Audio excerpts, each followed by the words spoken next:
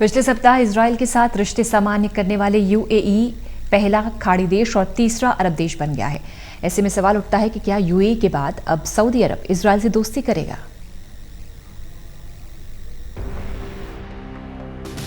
Israel और Saudi अरब अमीरात के बीच राजनयिक रिश्तों की शुरुआत के बाद पहली बार सऊदी अरब ने अपनी बात रखी।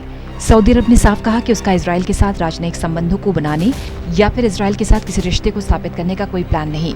वो यूएई जैसा कोई समझौता इजराइल के साथ नहीं करेगा। सऊदी अरब ने कहा कि इजराइल के साथ कोई रिश्ता तभी संभव होगा जब फलस्तीनियों के साथ इजराइल शांति समझौता करे।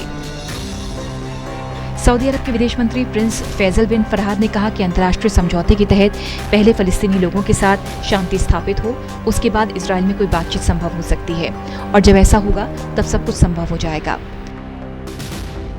पिछले सप्ताह यूएई और इजराइल के बीच खास डील के साथ राजनयिक संबंधों की शुरुआत हुई थी। ये किसी अरब देश और इजराइल के बीच तीसरा समझौता है। इससे पहले मिस्र और जॉर्डन के इजराइल के साथ राजनयिक संबंध बन चुके हैं। यूएई और इजराइल के बीच इस डील के बाद माना जा रहा है कि पश्चिम समर्थक कुछ और अरब देश भी इजराइल के साथ ऐसे समझौते कर सकते हैं। यूएई इजराइल के बीच इस डील के बाद से सऊदी अरब ने खामोशी भरा रुख अख्तियार किया। कुछ स्थानीय अधिकारियों ने इस बात के संकेत दिए कि सऊदी अरब ऐसी कोई भी डील नहीं करेगा, भले ही उस पर अमेरिका कोई दबाव क्यों न डाले। इजराइल यूएई समझौते के मुताबिक इजराइल वेस्ट बैंक के इलाकों में अपने कब्जे की नीति को रोक देगा। हालांकि इजराइल के पीएम बेंजामिन नेतन्याहू ने कहा, इजराइल का ये प्लान कुछ समय के लिए रुका है, हमेशा के लिए नहीं।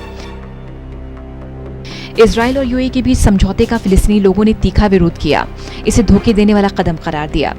गौरतलब है कि सऊदी अरब ने साल 2002 में अरब शांति समझौते की पेशकश की थी।